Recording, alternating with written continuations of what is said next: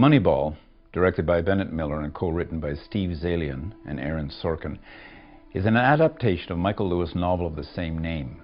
The film seeks to summarize the book, which chronicles both the somewhat brief playing career of Billy Beane, as well as his tenure as general manager of the Oakland A's, a tenure that continues to this day. The term Moneyball was created to categorize a shift in how players are evaluated, and more broadly, how they are valued, principally by the Oakland A's, whose opening day payroll of just over $39 million for the 2002 season was the third lowest in baseball. Constrained by an inability to afford players who had proven themselves to be valued by traditional methods, the team used the observations of analysts relegated to the periphery of the game in order to find talented players that were not properly evaluated, resulting in a low cost for a potentially high outcome. These types of players are misjudged for two reasons. One, they potentially do not look the part of a baseball player in the eyes of scouts.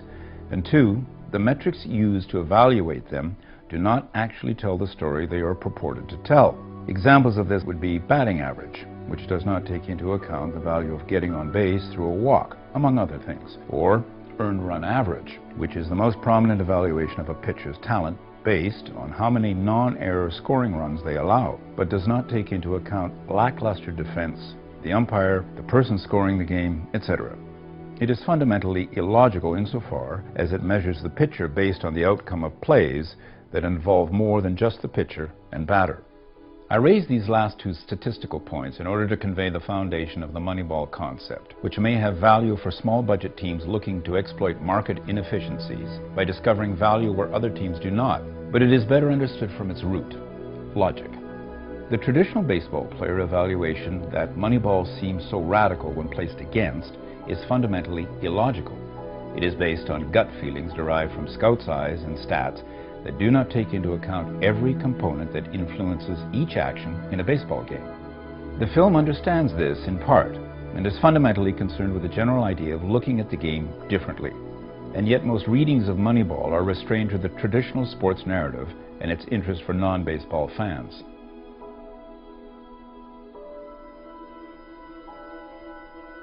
For this reason, it's tempting to think of the film as potentially operating in the same way as the tenets of player evaluation championed by this new perspective on reading baseball, that it too champions looking at things differently. I believe the formal level of the film does gesture towards this, and there is one unmistakable moment of form and story that illustrates how the film pushes the baseball film in a new direction.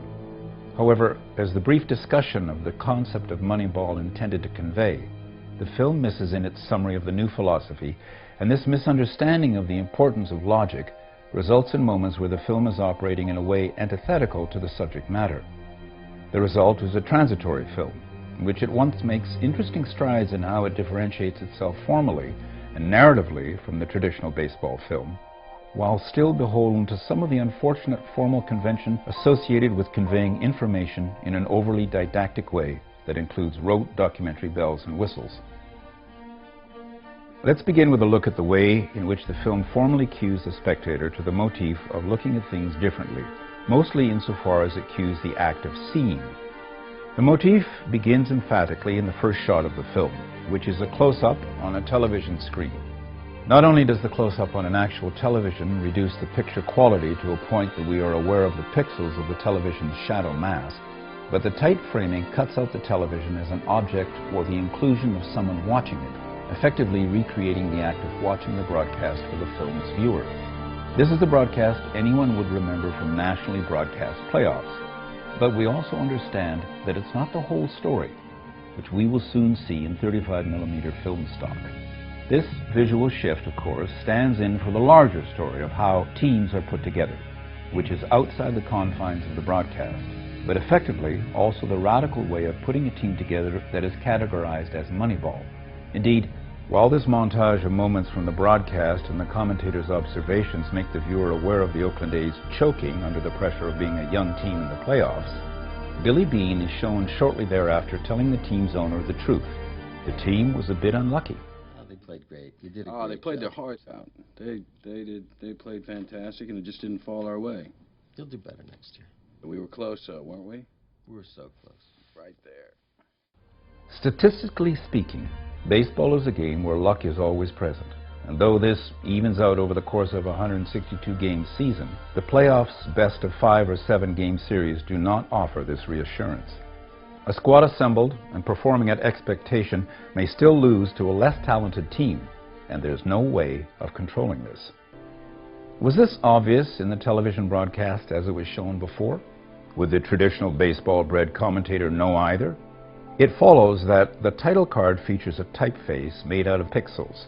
It is symbolically represented by the act of looking closely at the individual components that make an image, not unlike how the analyst practicing what Bill James advocated, sabermetrics, looks closely on everything a player does to determine new valuation measures, including on-base percentage, BA, BIP, etc. You would not be surprised to then find that the close-up motif shifts from the broadcast to the computer screen, where the pixel is mightier than Scout's pen, as algorithms are employed to determine player predictions, the amount of runs expected from the current squad, the amount of wins needed to compete, etc. Peter Brand, the enterprising assistant to Bean, first instructs Billy via printed pages and a whiteboard, but when it comes to discussing players of interest, we shift to the computer monitor and scouting tapes used in conjunction. We are trained to learn that these are the tools of the sabermetrician, and they're all about looking closely and in a new way. These two motifs conjoin when we finally see how the data yielded from this close watching is finally implemented by the most stubborn, the most traditional of the Oakland A's players, David Justice. If the opening scenes involve the audience watching the results of the Oakland A's being eliminated from the playoffs in the previous season, but not knowing how the team was put together or why they were losing, at this point in the film, we know why David Justice and the rest of the team were put together. We know the principles of the game extolled to the players by management, and we know the broadcast does not convey this information in its image. Instead, we receive a restaging of an at-bat, which operates in complete opposition to the archival footage used up to this point. This occurs not only to have Stephen Bishop as David Justice in the scene, but also for a camera angle that can show his face as he almost bewilderingly discovers how to take pitches for a walk. Beyond the unusual angle of the shot, the position of the camera also takes what is a naturally lit shot and makes it appear almost Brechtian, as if Justice is standing amidst an otherwise unlit, empty stage. It is completely unusual. It is a perspective we do not usually have. The film's use of diegetic photos, mostly of children playing baseball, paired with archival photography, also works to convey a new way of seeing by providing a foil. These photos convey the act of seeing as objects that are specifically framed by the photographer, but more importantly, also act as recordings of events. Set against the story of the film, these photos indicate both the moment before these children will be observed and recorded by scouts, i.e., when the game is still played for fun, while the photos conveying the success of the Indians records the act of winning, but does not document how or why the winning occurred. Notably, these 2 points intertwine in the examples of photos preceding and/or following the rather saccharine flashbacks. The first flashback of the film is Bean recalling what it was like when he and his family were first visited by scouts at the beginning of his career as a baseball player. It comes after he's been dealing with the same type of scouts and their antiquated methods of player analysis, and he's aware of this because he's one of the good-looking players that lack the non-physical requirements to get on base. The end of the flashback cuts to a photo of the Cleveland Indians, which is ironic for 2 reasons. That the image does not capture all that went before that moment, including scouting and roster construction, but that the Indians are also a relatively small market team that have not won since 1948. When Bean recalls more of his time as a young baseball player, it comes again with a sense of irony. He is looking at sabermetric equations before the flashback, which itself shows an older but apparently no wiser Bean.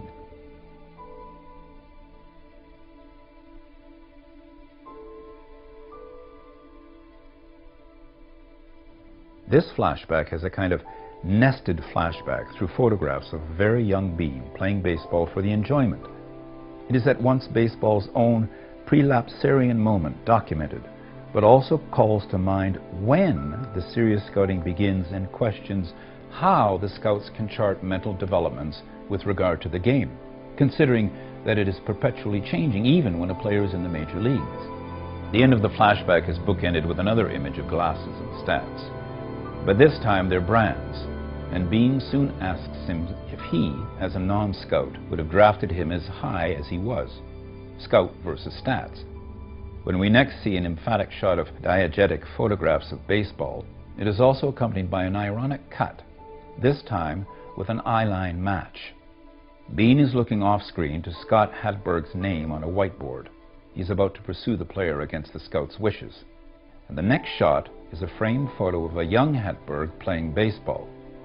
We have here the reverse of Bean's flashback, where the photo of a child playing the game for fun is then disrupted by the incorrectly inflated expectations created by poor scouting. Here, it is the reinstatement of hope made by a team that is not relying on scouting, but instead on stats. In each of these cases, we can see how these photographs indicate how little visual representations say about baseball talent, either what has led up to a success or in predicting possible future success. With all these examples of the film formally cueing the act of seeing in order to tell the story of a new way of evaluating talent in baseball, you would think this means that the film would eschew the traditional sports film narrative in some meaningful way. Not only is the film more or less operating in this mode, it ultimately fails to completely represent the mentality that results in the new type of player evaluation. Part of this is, no doubt, due to the fact that many years of the actual implementation of this philosophy are irresponsibly collapsed into just over a single season. However, even in the context of the film's story, characters make observations that are not apropos of their own baseball knowledge, while formally, the film also devolves into didacticism and a fear of losing the audience's attention that results in techniques that are antithetical to the spirit of the subject matter. There is one particular moment that is distinct not only for its incredibly clumsy exposition, but also how the exposition itself is superfluous in a way that ignores the possibility that maybe the audience can grasp Moneyball in its simplified form within the film. Brand pulls Bean into the video room to discuss a prospect, Kevin Youkilis. It's important to note three things that have been established before this scene. 1, Bean understands the value of walks as a means of getting on base, not reflected in batting average. 2, that the A's need to find a number of offensively capable players to remedy the loss of Johnny Damon and Jason Giambi. And Moneyball is implicitly associated with the A's, being called Something Happening Out There in Oakland, and a broader philosophy that Brand informs Bean that he can't say without being ostracized. They are asking all the wrong questions, and if I say it to anybody, I'm ostracized. I'm a leper, so that's why I'm cagey about this with you. That's why I respect you, Mr. Bean. This latter point is given particular gravity insofar as it's associated with Watergate in All the President's Men. And yet, in the exposition scene, we find Brand doing the following three things. 1, explaining to Bean that Youkilis is the Greek god of walks that has been passed by because he looks like he waddles like a duck. Billy, that is Kevin Youkilis. That is the Greek god of walks. That's my hero. That man gets walked more than anybody in baseball except for Barry Bonds. 2, that he's not even an available player that will fix the holes the A's presently have in their roster, or at least we do not later see Bean attempted to acquire him through trade. I tried to convince Shapiro to pick him up last June, but he said he waddled like a duck. Boston snagged him. I think they want to wait and see.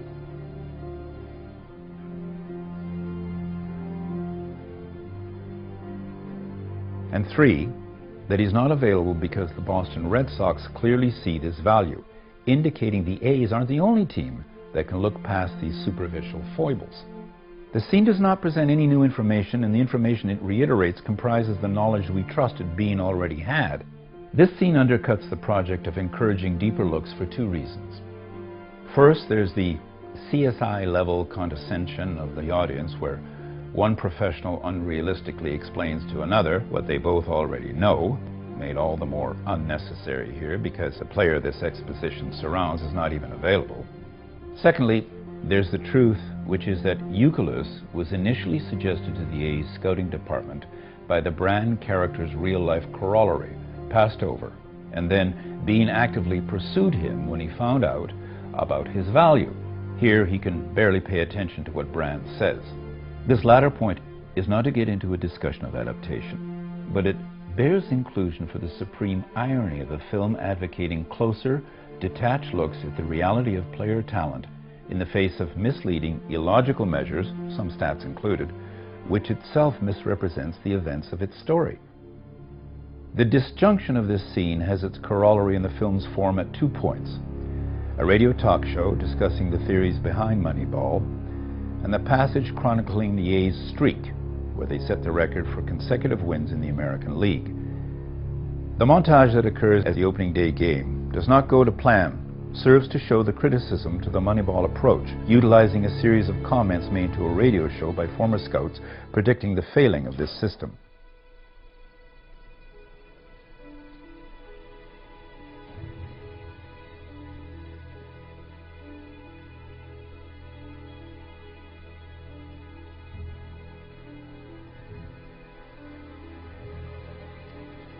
All right, we got Grady Fuson on the line, former head of scouting with the Oakland Athletics. And Grady, can you interpret for us what's going on? They call it Moneyball. Moneyball. Yes, and it was a nice theory, and now it's just not working out.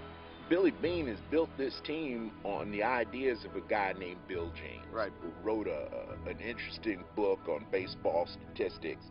The problem is that Bill James never played, never managed. He was, in fact, a security guard at a pork and beans company. You see this as a decimation of the whole organization? I think that he bought a ticket on the Titanic. Oh, boy. He's tried to come up with a new approach. My hat's off to him. It won't work. This audio is paired with an unfortunate series of images that seem to follow the trend in documentary filmmaking to simply show an image of whatever is being talked about. In this case, it includes showing not only an image of Bill James, when he is explained as the forefather of Moneyball, but also of the pork and beans factory where he worked while writing an influential book on baseball. If the potential key contributors of the A's are from an island of misfit toys, recognizing looks don't matter, one wonders how necessary it is to know what Bill James looks like, rather than explain for a second what he wrote about. Similarly, this montage includes Brand showing Bean equations, no doubt derived from James, but nonetheless too smart for an audience to be told what they are. Instead, one equation is showed animated for no other reason than, presumably, the fear of less than a second of unmoving numbers would be the straw that breaks the mainstream viewer's back. At another point in the film, there is an animated infographic of the AL standings, as if this is more sabermetric than a table of numbers. Isolated in this way, these two moments could indicate a film that grossly misunderstands its source material. Or perhaps in a series of rewrites or simplifications, the script has lost track of how the so-called philosophy came to be. How do these red flags mesh with the more or less consistent and coherent formal instances that show, at the very least, the film acknowledges the shift in perspective on baseball?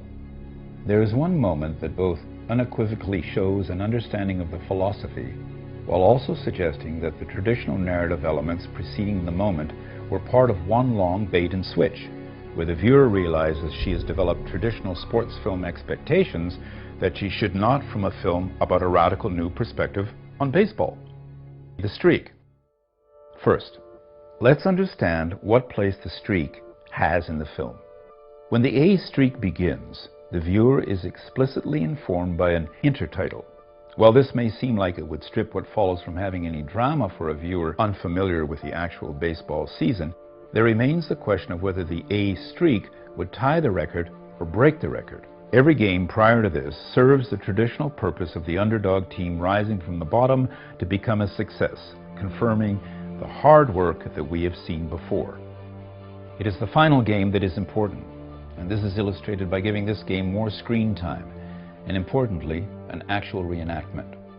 Unlike the Justice at-bat, the coverage of the game, its long shots showing the stadium and crowd, give it a more naturalized feel.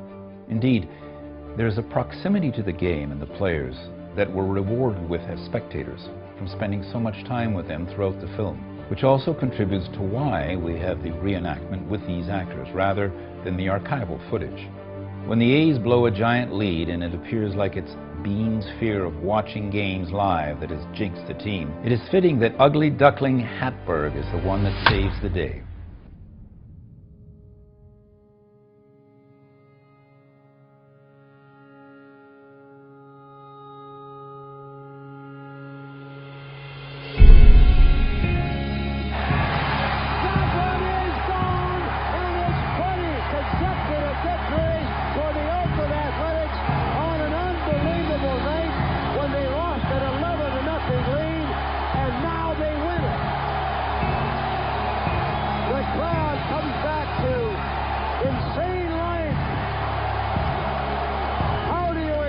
The triumph of this moment is mirrored in the archival footage, showing equality between the reenactment and broadcast that should not be true given the close analysis advocated before.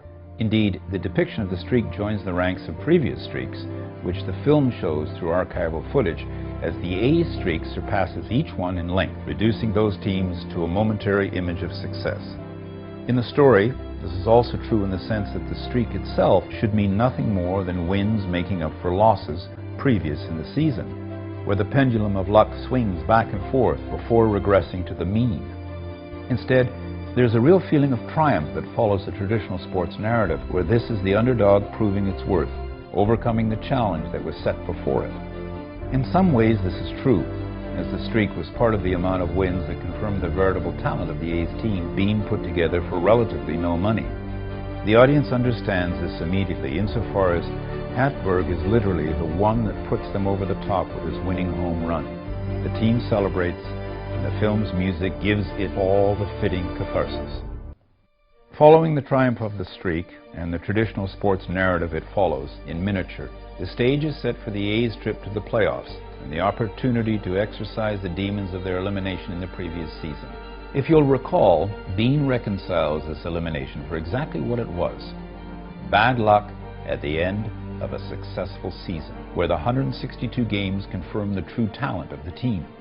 This is no doubt forgotten at this point, owing both to the potential that Bean was simply trying to play the team's owner for more money, while also because it was so early in the film that the understanding of the function of luck was probably not clear. The gravity of luck has grown in the story without being didactically told to the audience, like the other points of fact. What may go by without being noticed is Bean's reaction to the streak, which is to say that wins matter in total, not in how they are distributed, i.e. in one cluster forming the streak. This kind of thing, it's fun for the fans. Sells tickets and hot dogs. Doesn't mean anything. Billy, we just won 20 games in a row.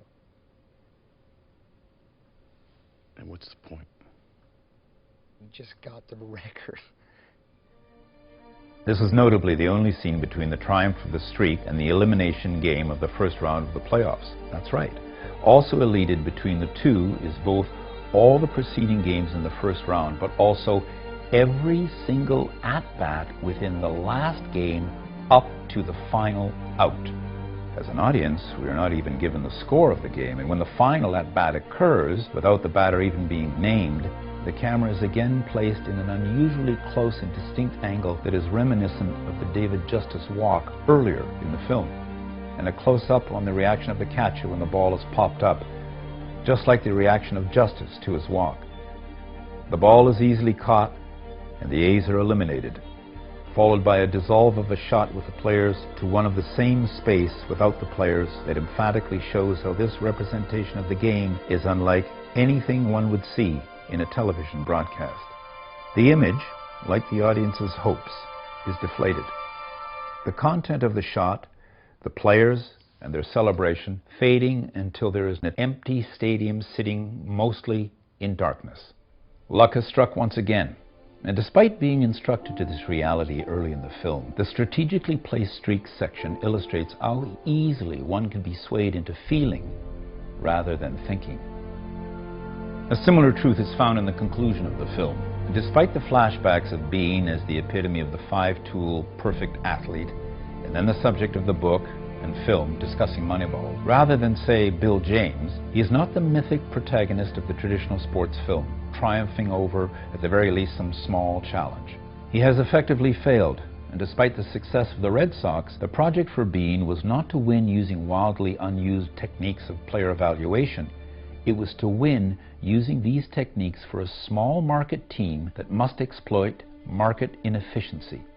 That is the point of the term Moneyball, and why, when it is used in part by a team like the Red Sox, it no longer fulfills this philosophy, because these skills valued in players can be supplements to bona fide superstars whose talent is so clear and obvious that it has the appropriate price tag associated with it. The beginning of the season chronicled in the film has members of the armed forces unfurl an American flag in the outfield, referring both to the game as America's pastime, but also to acknowledge the myth-making that is going on with Beane, his past as a touted prospect, his present as a forward-thinking businessman, and his avatar in Brad Pitt. This shot of the field with the flag is given a reprise after the A's are eliminated. With the flag absent and Beane in its place, ironically as someone who is lost, the myth is no different than what was instilled in The Streak, the tradition of the sports film narrative. But if these two concluding moments indicate how The Streak was the traditional sports narrative moment of victory, ironically used, then what formal device deflates the use of archival footage in such a way that was the opposite of what is valued by the new perspective? Both the problematic montage and the irrational dialogue I've touched upon go unchecked, stripping me of the confidence to suggest the possibility that these moments were also ironically deployed. Maybe they contribute to an elaborate ruse, an F for fake approach, where only someone who could reasonably follow the logical approach to valuing certain skills and shirking illogical stats that results in Moneyball would pick up on. The truth probably lies in the middle. I find it difficult to believe that the scattershot didactic moments are anything but an attempt to take a complex subject that has already been condensed into one simple story in a time frame that mischaracterizes reality. However, this takes nothing away from the interesting injections of formal devices that reward a new way of seeing, and the outstanding and unavoidable moment of deflating the traditional sports narrative. The film is not a perfect case study. It does not perform entirely in the way the high expectations it sets makes you predict that it might. In this way, it metaphorically operates like so many discarded players a Moneyball-savvy team might take a chance on where others have not. Brand offers a player for a metaphor to Beane, and even in this moment, we see the failings of the film. What isn't conveyed, however, is whether this player would actually fulfill what a sabermetrician values. The film is more interested ultimately in the why we love baseball end, rather than what the subject matter would dictate. In this sense, the film is transitory, understanding some aspects of taking steps in a new direction, while still unwilling to deviate from tradition in other aspects. It is less a film version of the Billy Beane-led Oakland A's, and more the Boston Red Sox its epilogue awkwardly discusses. Just when you thought only the A's were aware of this philosophy, you realize that it cropped up in part for a major market team, but also that precisely this type of team can afford to not completely rely upon taking chances on players that may look ugly to others.